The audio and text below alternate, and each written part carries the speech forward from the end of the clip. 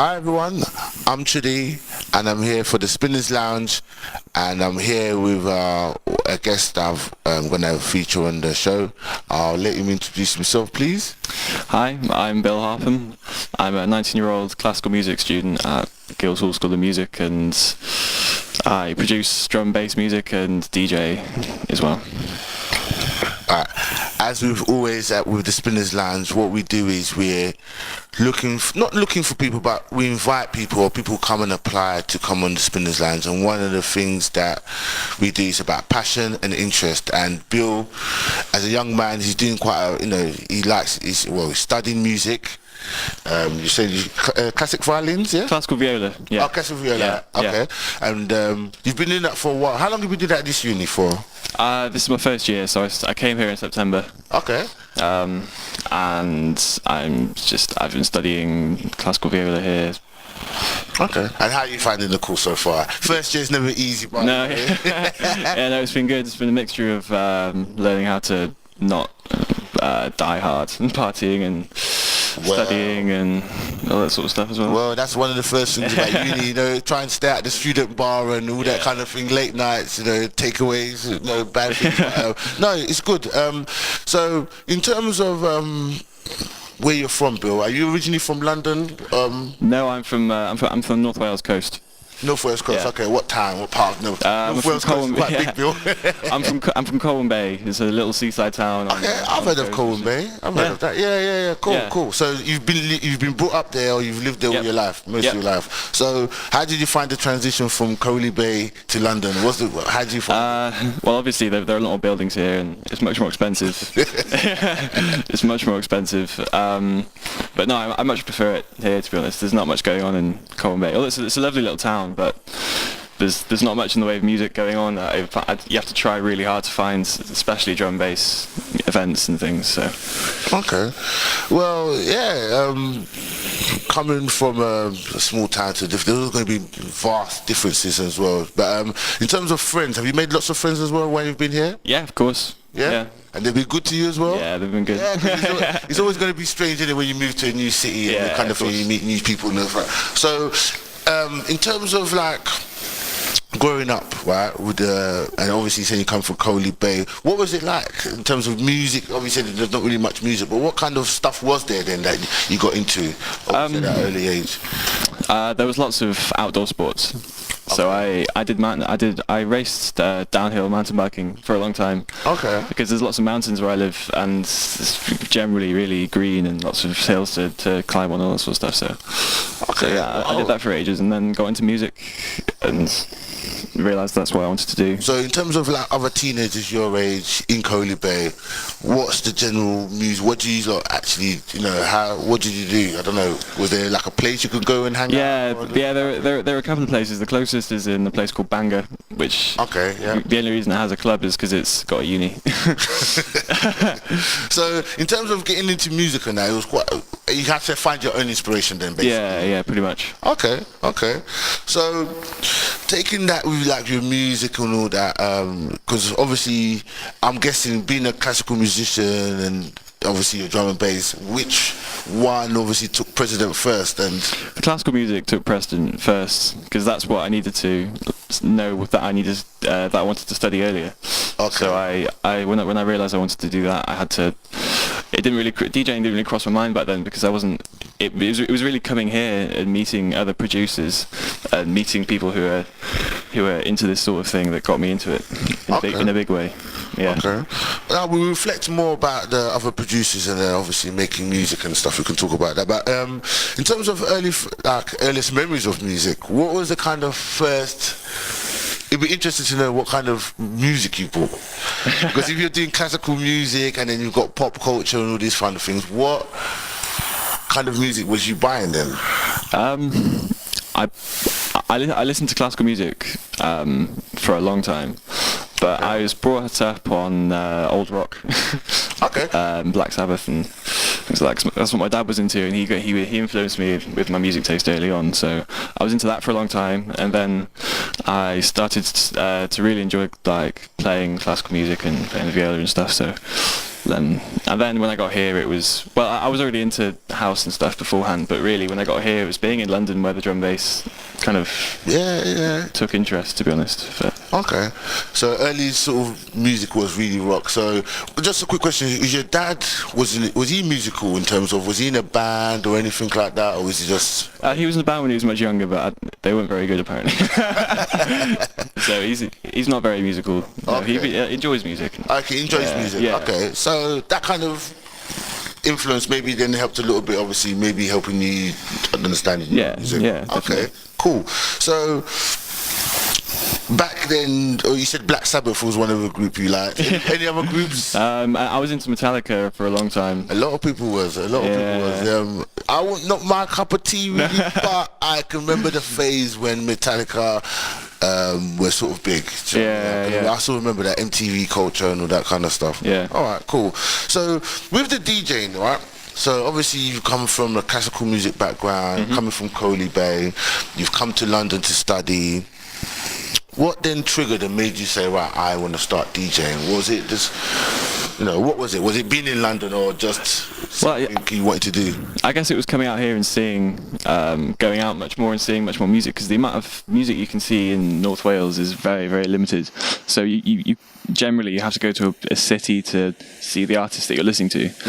So I guess it was coming here and seeing people live in the flesh DJing their own music, and the atmosphere that in all the clubs here is amazing compared to Colwyn Bay. Oh well, so it really inspired me to everyone, I guess. Yeah, I think when you live in a very diverse city like London, you see inspiration going just by going out. You're going to see a lot more people and a lot more influences. So was there a particular DJ or a particular club night that just said, right, this is it for me, I want to start DJing now? So I saw DJ Randall in a club called Block in Mile End. Well, when you mentioned the famous DJ Randall, a little story, he not apparently, he went to my secondary school. Oh wow! Yeah, obviously he's much older than me, but he's from my neck of the woods, East London as well. Yeah. So again, lots of people will mention him as being one of the sort of forefathers in drum and bass, definitely. Yeah. Especially for East London as well. Do you know what I mean? He's, I would get into a bit more with some more stories, but I won't. Okay, so how did you feel after seeing DJ Randall at the Block, and what then is obviously in your mind, what did it instigate in your mind? Did it make you feel like, okay, I could do this, or I want to do this? I guess it made me want to. It didn't look very easy. No, really didn't. And it was. I guess it was just seeing everyone enjoying it, seeing seeing the atmosphere in there, and if you've probably chosen a DJ to watch and follow.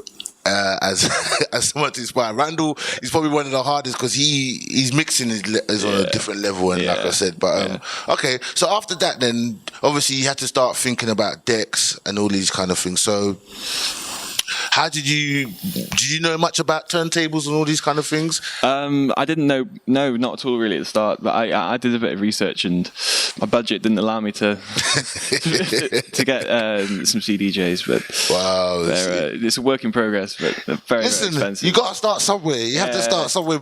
Prior to CDJs and USB controllers, there was Technics 1210s. If you had those, you were at the top of the pyramid. Anything else was just below, and you just kind of worked your way up to getting up to your techniques, but it's changed, and we're gonna have you mixed on CDJs? I haven't, no. There's really no chance to unless you owned them. Okay, I'll get that from your perspective, obviously. Right, So alright then, quick question then. So none of your friends maybe I'm thinking about your friends in North Wales. So none of them didn't get into DJing at all. You're probably just.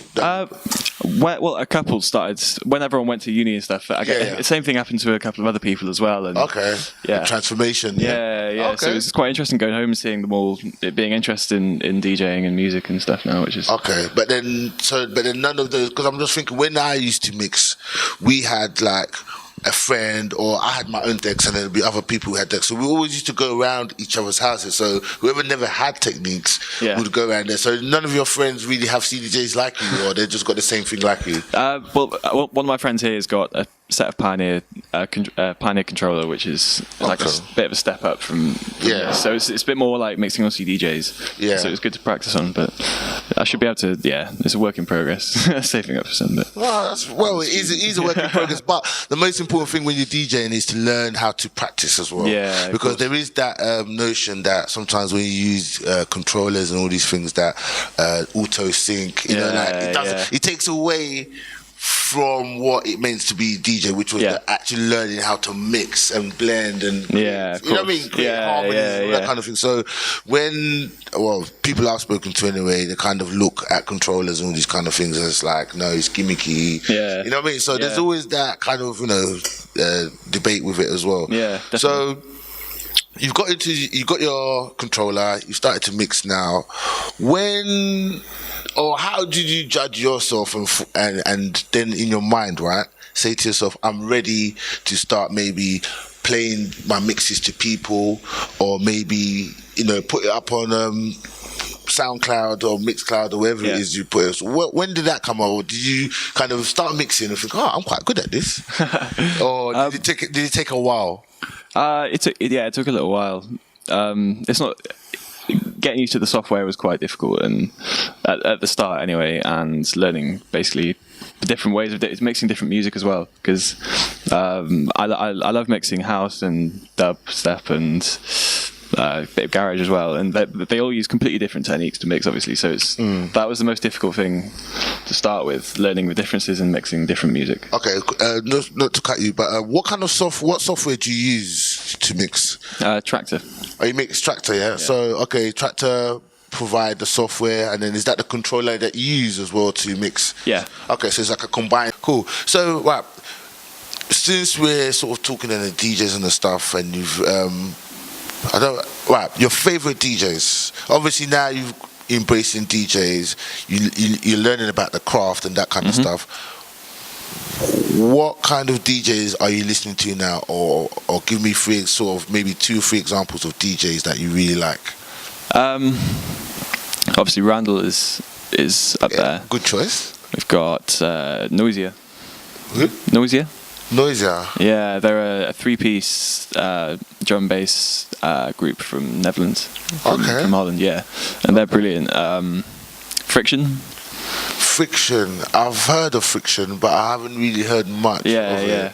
Okay, and what's his style? Drum and bass again? Yeah, like newer funk, heavy sort of stuff, Okay. Yeah. Cool.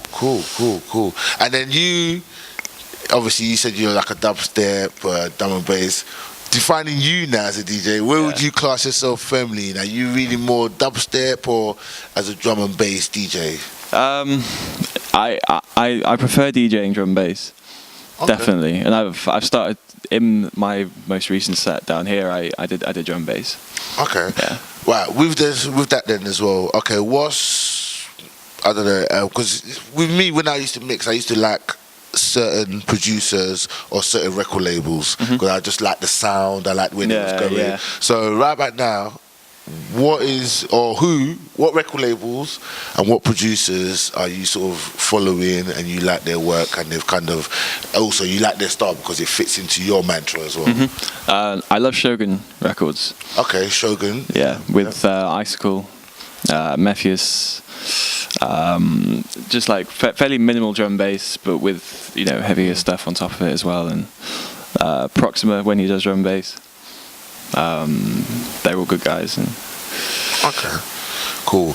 And then also in my mind, I'm just thinking more with like with the music as well, because one thing as well now I've been thinking about this a lot, and especially when I come to meet other DJs and people in the Spinners Lounge, I want to find out, where do you go to shop and buy records? Because obviously everything's digital now. Yeah. So, or how do you get tunes? I don't know, because some people don't even buy them no more. Yeah. So this is the thing, that the democracy or wherever it's going is always different. So as a DJ, how do you get your tracks? I try to buy most of the ones that I need high quality for. Yeah.